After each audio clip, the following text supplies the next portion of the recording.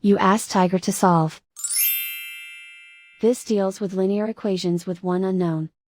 The final result is r=8. Let's solve it step by step. Simplify the expression.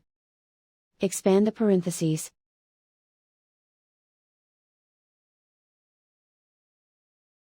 Simplify the arithmetic.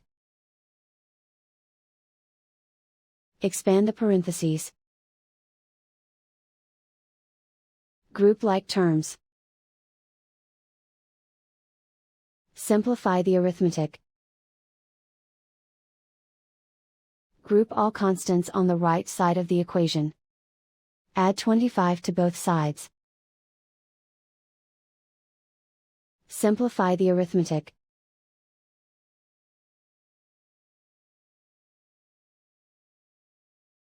Isolate the r. Divide both sides by 2. Simplify the fraction. Find the greatest common factor of the numerator and denominator.